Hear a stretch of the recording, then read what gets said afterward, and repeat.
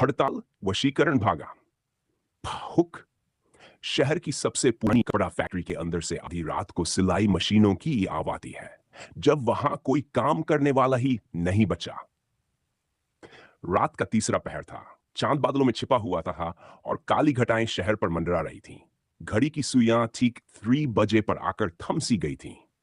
ठंडी हवा फैक्ट्री के टूटी फूटी खिड़कियों से टकराकर एक अजीब सी सिसकी जैसी आवाज पैदा कर रही थी। शहर की इस पुरानी कपड़ा फैक्ट्री में पिछले 10 सालों से ताला पड़ा था। मजदूरों की एक बड़ी हड़ताल के बाद इस फैक्ट्री को हमेशा के लिए बंद कर दिया गया था। लेकिन अजीब बात यह थी कि रात के समय लोग यहां से अजीब अजीब आवाजें सुनते थे। कभी मशीनों की घर घर की आवाज, कभी किसी के चलने की आहट, तो कभी किसी के हंसने की धीमी सी डरावनी गूंज। पहला कदम, जांच का फैसला। अजय, जो एक स्थानीय रिपोर्टर था, उसने इन अफवाहों को कवर करने का निश्चय किया।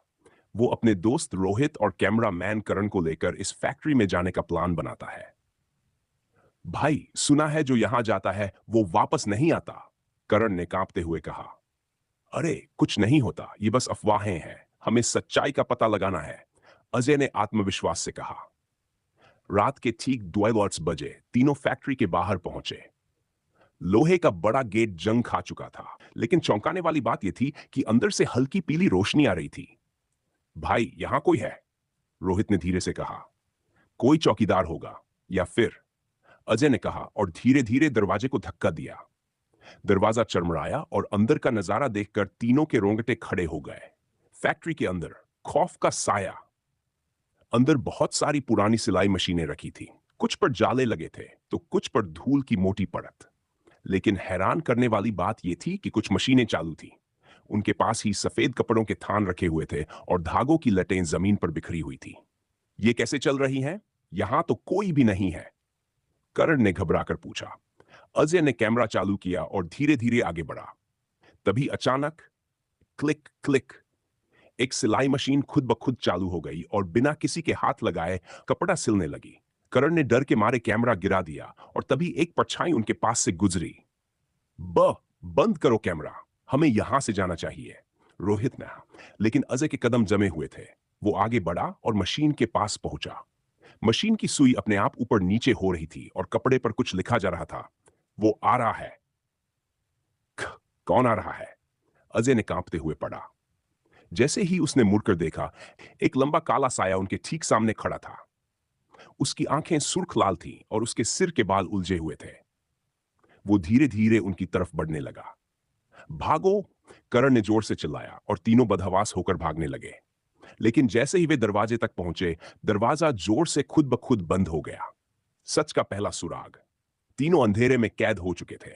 अंदर एक भयानक सन्नाटा था, जिसे बीच बीच में किसी के धीमे धीमे हंसने की आवाज तोड़ रही थी। अजय ने मोबाइल टॉर्च ऑन की और चारों तरफ देखने लगा। तभी उसकी नजर फैक्ट्री की एक पुरानी तस्वीर पर पड़ी। उसमें फैक्ट्री के सभी मजदूर थे, लेकिन एक फैक्ट्री के सभी मजदूर थे, लेकिन एक कोने में एक आदमी की तस्वीर पर लाल स्याही से बड़ा क्रॉस बना हुआ था। ये कौन है? रोहित ने तस्वीर को गौर से देखा। नीचे एक नाम लिखा था, रघु दादा। ये नाम मैंने पहले भी सुना है, करण ने धीरे से कहा। हाँ, जब हड़ताल हुई थी तब यही नेता था। सुना है इसके साथ कुछ बुरा हुआ था, अजय ने जवाब दिया। रोहित ने सवाल किया। अजय कुछ कहने ही वाला था कि तभी फैक्ट्री की दीवारों पर अचानक खून से लिखी इबारतें उभरने लगीं। वो हड़ताल नहीं थी, वो बलि थी। अगला भाग जल्द। अगले भाग में रघुदादा कौन था? फैक्ट्री में हड़ताल के दौरान क्या हुआ था? कौन है जो अब तक इस फैक्ट्री में मौजूद है? क्या अजय, करण और रोहित इस रहस्य से बचकर निकल पाएंगे? हड़ताल, वशीकरण भाग 2। डरावनी, रहस्यमय और सस्पेंस से भरी कहानी। हुक। जो फैक्ट्री 10 साल पहले बंद हो चुकी थी, वहां अब भी मशीनें चलती थी। लेकिन असली सवाल यह था, क्या वो मशीनें इंसानों के लिए कपड़े सिल रही थीं या किसी और के लिए? पिछली कहानी का संक्षिप्त सारांश। अजय, करण और रोहित एक पुरानी बंद फैक्ट्री की सच्चाई जानने के लिए रात में अंदर घुसे। वहां उन्होंने देखा कि ना किसी इंसान के मशीनें खुद चल रही थी और कपड़े पर खून से लिखा था, वो आ रहा है। फैक्ट्री की दीवारों पर खून से लिखा एक और संदेश मिला। वो हड़ताल नहीं थी, वो बलि थी। और तभी उन्हें एक पुरानी तस्वीर मिली जिसमें एक आदमी के चेहरे पर लाल क्रॉस बना था। रघु दादा।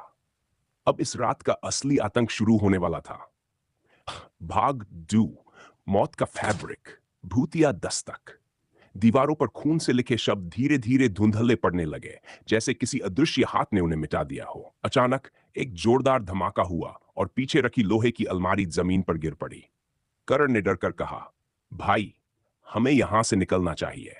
रोहित की आंखें तस्वीर पर टिकी थीं। ये रघु दादा कौन था और इसका इस जगह से क्या कनेक्शन है? अजय ने तस्वीर के नीचे धूल हटाई तो एक और लाइन उभर आई।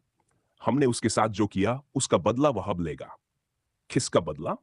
करण के चेहरे से पसीना टपक रहा था।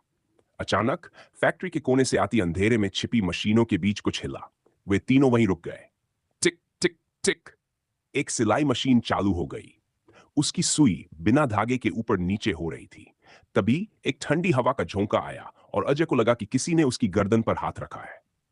तुम लोग यहां क्यों आए हो? एक खौफनाक फुसफुसाहट पूरे हाल में गूंज उठी। अजय ने कांपते हुए पीछे मुड़कर देखा, लेकिन वहां कोई नहीं था।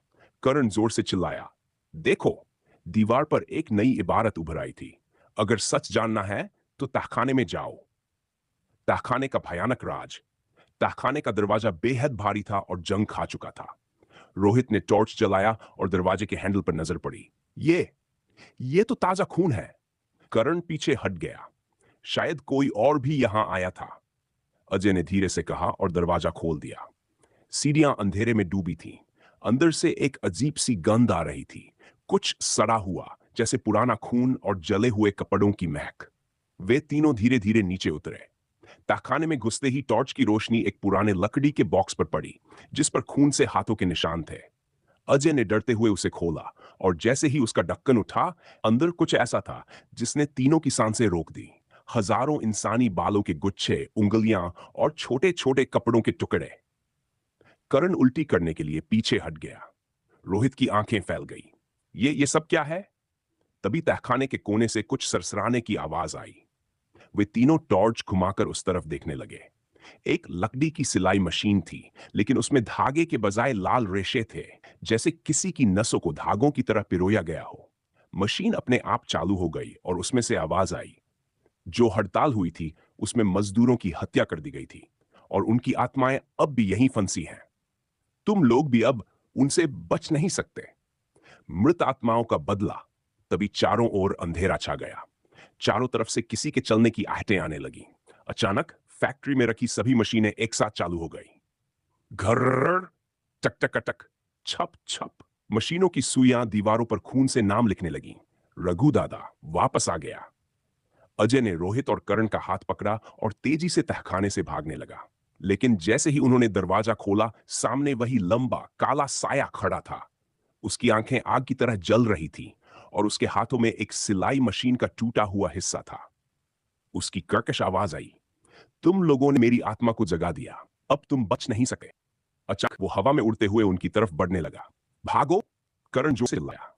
तीनों ने किसी तरह दरवाजा तोड़कर बाहर की तरफ दौड़ लगाई। पीछे से फैक्ट्री की खिड़कियां जोर जोर से खुलने और बंद होने लगी। मशीनों की आवाज तेज होती गई और अचानक भड़ाम! दरवाजा अपने आप फिर से बंद हो गया। बाहर आकर तीनों हांफते हुए गली में गिरे। फैक्ट्री अब पूरी तरह शांत थी। कोई मशीन नहीं चल रही थी, कोई आवाज नहीं थी, कोई साया नहीं था। लेकिन जब अजय ने पीछे मुड़कर फैक्ट्री की टूटी हुई खिड़की की तरफ देखा, तो उसे वहां दो जलती हुई लाल आंखें घूरती हुई दिखी। अगला भाग जल्द। अगले एपिसोड में रघु दादा की असली कहानी क्या है? क्या वाकई हड़ताल सिर्फ एक धोखा थी? अजय, रोहित और करण अब क्या करेंगे? क्या सच में कोई वशीकरण हो रहा है? भाग में और भी भयानक सच सामने आएंगे। हड़ताल, वशीकरण, डरावनी रहस्यमय और सस्पेंस से भरी कहानी। हुक वे फैक्ट्री से भाग तो आए थे, लेकिन जो उनके साथ आया था वो अब भी उनके पीछे था। पिछले भाग में अजय, रोहित और करण ने फैक्ट्री में जो देखा वह किसी बुरे सपने से कम नहीं था। तहखाने में इंसानी बाल, कटी उंगलियां और कपड़ों के टुकड़े मिले। एक अजीबोगरीब मशीन जो बिना धागे के खुद ही चल रही थी और खून से लिखा संदेश। रघु दादा वापस आ गया। भागने की कोशिश में उन्होंने एक भयानक काली परछाई को देखा जिसकी जलती हुई लाल आंखें उनकी आत्मा को कंपा गईं।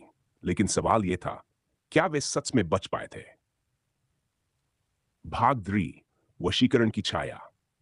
अजय, करण और रोहित किसी तरह फैक्ट्री से निकलकर शहर की खाली गलियों में दौड़ रहे थे। उनके कानों में अब भी मशीनों की घरघराहट गूंज रही थी। भाई, वो क्या था? करण ने कांपते हुए पूछा। मुझे नहीं पता, लेकिन हमें अब किसी सुरक्षित जगह जाना चाहिए, अजय ने घबराकर कहा।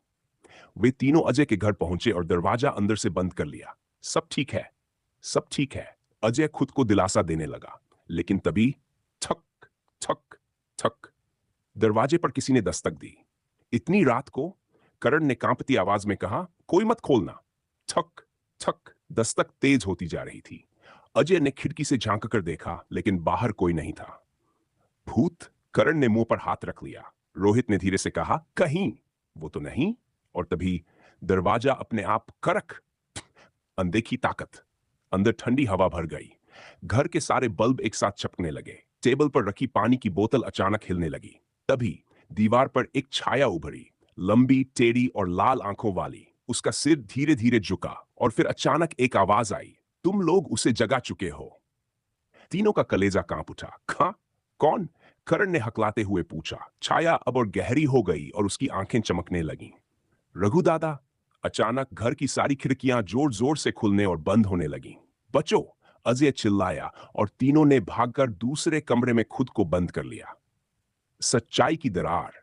कमरे में हल्की रोशनी थी। तीनों हांफते हुए जमीन पर बैठ गए। अब क्या करें? करण ने डरी हुई आवाज में कहा। हमें फैक्ट्री के बारे में और पता लगाना होगा। अजय ने मोबाइल निकाला और गूगल पर पुरानी खबरें खोजने लगा। तभी उसे एक 10 साल पुराना आर्टिकल मिला। मजदूरों की रहस्यमयी मौत, सिर्फ हड़ताल या कुछ और? अजय ने छत से पढ़ना शुरू किया। 10 साल पहले इस फैक्ट्री के मजदूरों ने वेतन बढ़ाने और बेहतर सुविधाओं के लिए हड़ताल की थी। लेकिन एक रात सभी हड़ताली मजदूरों को फैक्ट्री के तहखाने में बंद कर दिया गया। अगली सुबह वे सभी मृत पाए गए। उनकी लाशें बुरी तरह कटी फटी थी और दीवारों पर लिखा था, ये बलि थी। इस घटना का मुख्य संदिग्ध था रघु दादा, जो मजदूरों का नेता था। लेकिन रघु खुद उसी रात गायब हो गया। कुछ लोग कहते हैं उसने आत्महत्या कर ली, तो कुछ मानते हैं कि आगे की लाइन पढ़कर अजय के हाथ से फोन गिर गया। कुछ मानते हैं कि उसने वशीकरण की शक्ति हासिल कर ली थी और अब उसकी आत्मा फैक्ट्री में भटक रही है। रघु दादा का रहस्य